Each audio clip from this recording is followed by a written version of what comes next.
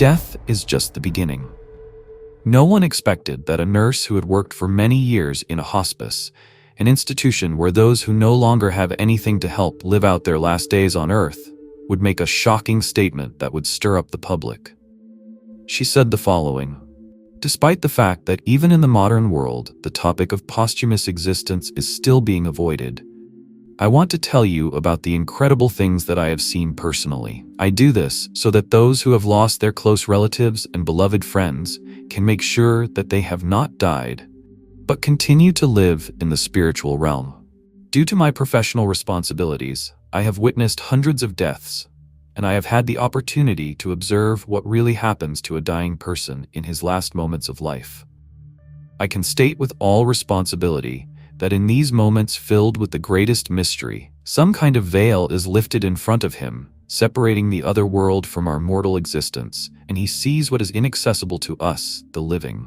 Besides, what he sees there calms him down most of the time. Some believe in the afterlife, while others do not. For me, there is no such question, because I do not need to believe in life after death. I know for sure that it exists." The name of the nurse who made this statement is Julie McFadden. She often had to deal with unusual cases in her work. She honestly admitted that she had seen supernatural phenomena related to the process of human death more than once. Before joining the hospice, Julie, after receiving her nursing certificate, worked for 8 years in the intensive care unit at the University of California Medical Center in Los Angeles. By the end of this period, the young nurse had become disillusioned with her profession. It was hard for her to work in a stressful environment where patients are not perceived as real people, but only become a line in the daily report. After joining the hospice, Julie realized that she had found her place.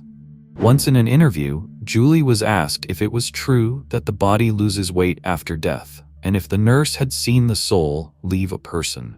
To which the woman replied, "I do not know who weighed the bodies or when to come to such conclusions.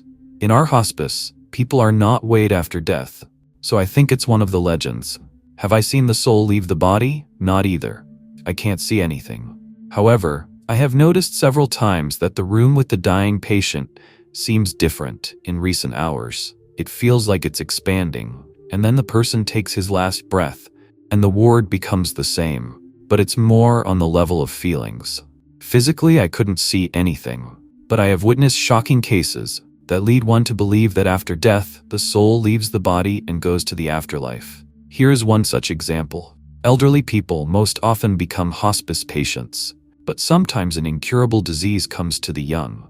This man was 29 years old, but his diagnosis left no chance of life. He spent the last 6 months of his life in a hospice. Not everyone can afford to stay in a hospice. It takes a lot of money. This young man had them. He was a difficult patient.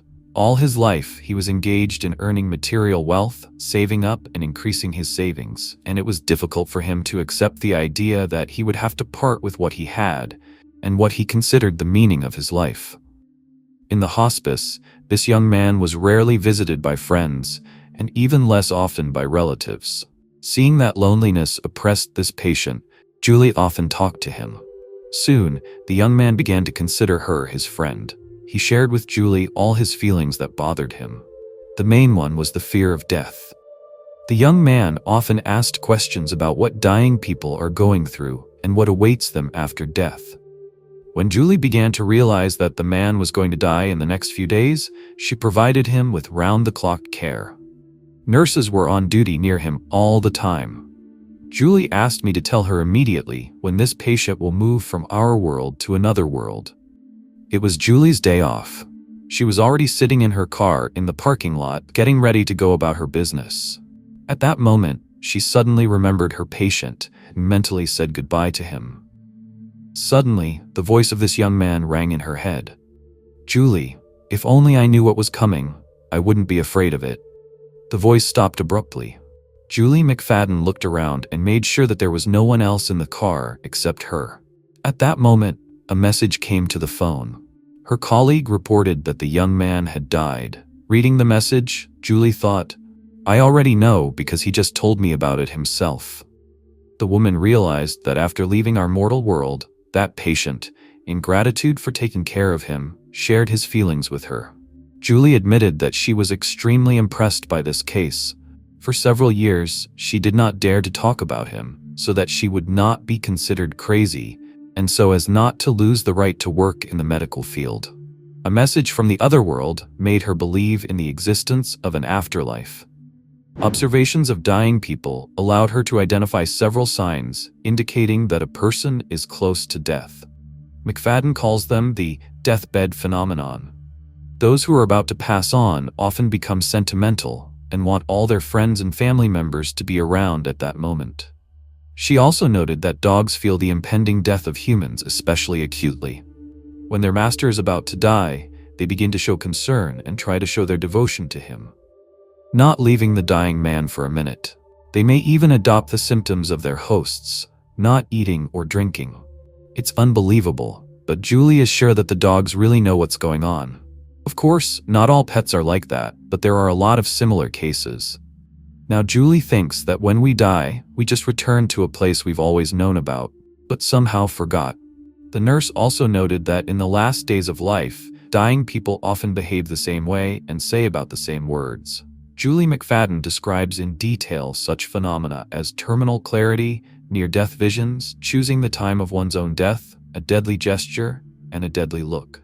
Shortly before death, people begin to perceive the world excessively sharply and experience an unprecedented surge of energy. Moreover, this is typical even for severe patients. Here's what Julie says about it. Amazing things happen to many people before they die. They get a good appetite. Some of them get out of bed, start walking, talking, and laughing. However, the surge of this energy does not last long. Unfortunately, many patients then die within a few hours or days. That's why I try to tell their family about it, so that the sudden death of a loved one after a few days of feeling well doesn't devastate them. After all, relatives often perceive such a short-term improvement as recovery. I tell them a parable about how a candle burns brighter before it goes out forever. This phenomenon is observed in about a third of patients and is medically called terminal enlightenment. The following example can be considered the most illustrative of this effect. An 86-year-old woman who had not left her bed for more than a month suddenly got up and went on a tour of the ward, checking the quality of the cleaning. Having calmed down about the cleanliness, she began to grumble that the food on offer was tasteless and not spicy enough. She was clearly feeling better, which was confirmed by her physiological parameters. But a day later, she passed into another world. Julie McFadden called near-death visions the next sign of imminent death. It begins a few weeks before death. People can easily have a conversation with living relatives, but at the same time see someone from the deceased who is also present during the conversation. Usually such visions calm the dying person and prepare him for the transition to another world. Visions occur when a person is lucid. They don't confuse him, and they don't look like delusions or hallucinations. People usually talk clearly and in detail about what they see. The nurse does not claim that the visions prove the existence of an afterlife and does not want to force anyone to believe it. Science doesn't know why this happens. Julie just explains that this is really happening, and it's absolutely normal. In her book, Nothing to Fear, she provides many examples of this. One day, the worried wife of one of the patients approached the nurse and told her that her husband saw an angel sitting on the edge of his bed. They had lived together for almost 30 years, and his wife knew that Michael was not one of those who made up a lot or could easily lie. Therefore, she wanted to know if such conversations were a sign of advancing dementia. Julie reassured the worried woman, saying that her husband was lucid and really saw what he was talking about. Here's another similar case. Alice was in the terminal stage of cancer when she started having similar visions. She told with a smile that an angel constantly flies to her, sings songs to her, and tells her about the world where her soul will soon go. And one day she said thoughtfully, "My dad is here, and I think I'll go with him." She really went to another world 4 hours after this vision. Sometimes the visions last for several days or even weeks, and sometimes they begin just before death. One day, a woman woke up and reported that she had heard the most beautiful music that no human being could compose. Soon after, she quietly fell asleep, but never woke up again. More often, Near-death visions occur in a dream or in a semi-conscious state, but sometimes they occur in a waking patient, and even during visits from visitors. The patient's daughter told about this case. My mom and I were talking. She was sitting relaxed in an armchair and suddenly abruptly turned and looked at the door, saying, "Jim, what are you doing here?" It was the name that my father, who died last year, bore. I felt like I was about to see him, but there was no one near the door, and Mom continued the conversation as if nothing had happened. After a few minutes, she pointed to the upper corner of the room and said that an angel was watching over us. My husband and I looked up, and I swear we actually saw a blurry silhouette of a man, and Mom calmly explained that they had known each other for a long time. A very elderly lady, whose age was approaching her centenary, no longer had living relatives and friends. But as she neared the end, she talked incessantly to her dead brothers, sisters, and husband. The patient was afraid that the staff would consider her crazy, so she constantly made excuses by pointing to the corner of the room. "I know you can't see them, but they're all there." Julie remembered that the surrounding reality seemed like a hazy haze to the departing patient, and the visions from another world were vivid and full of reality. Right before her death, she was worried that all the instructions she had given in her will would be faithfully executed. Her last words, a few minutes before the end, were, "God, what a beautiful light." A death gesture is when a dying person, lying or sitting in bed, begins to pull his hands up. A hospice nurse described one of these cases.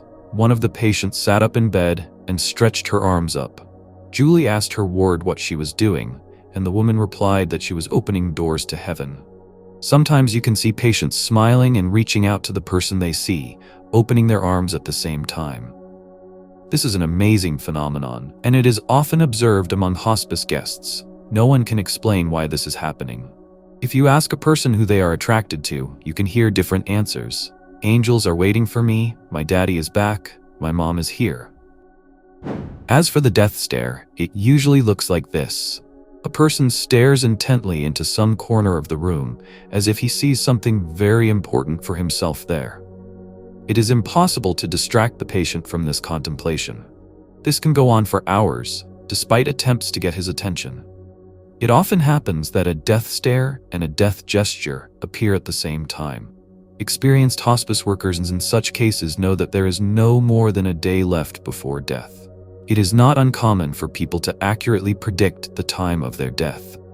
Julie McFadden witnessed many times when people simply said, "I'm going to die tonight. I know it. I feel it."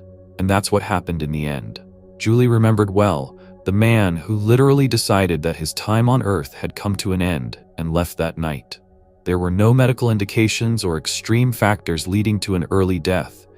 He just made a decision and died.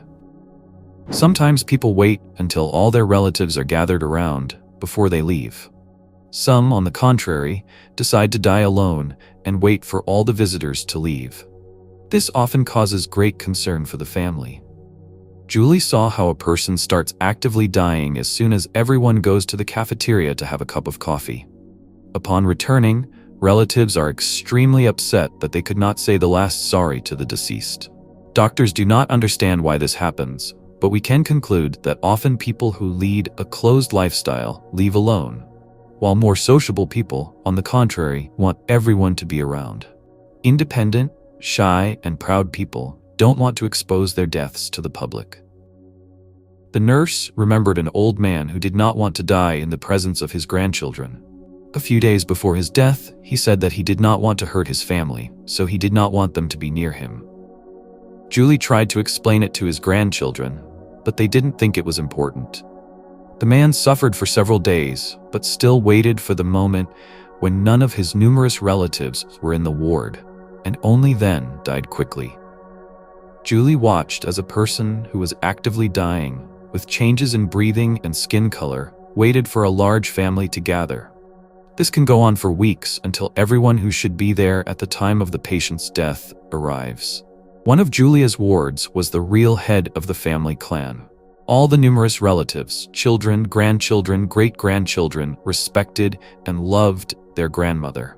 This is rare to find in the modern realities of big cities, but it was a temperamental Italian family. My grandmother was 98 years old. Her family was everything to her. She was actively dying, that is, she was in the last phase of her life. Active dying can be characterized by loss of consciousness, difficulty breathing, and unwillingness to eat or drink anything. And she spent 3 weeks in this state because she was waiting for everyone to arrive. It was only when all her relatives gathered in her room, barely able to fit into a small square, that she died. There are also those who want to live to see some important event. For some patients, it may be a birthday, both their own and a loved one's. One woman waited for her daughter to get married, watched the entire ceremony on a tablet, and died at night. And another elderly woman really wanted to celebrate the bright Easter holiday for the last time. She succeeded. Julie McFadden said, "Perhaps the observations that I have collected will help people to be less afraid of death. The more I interacted with dying people, the less I began to fear the end of my mortal existence. I have seen with my own eyes many times various supernatural things that happened at the moment of a person's death, and they almost always give us hope that there is an amazing world beyond life where we are likely to meet those we love again, and this time without any restrictions." What do you think about the afterlife? Where do you think we will end up after physical death? Do you believe in life after death? Write your opinion in the comments. If you want to learn more about life after death, then I recommend watching my other videos. Please don't forget to like this video if you liked it. See you soon.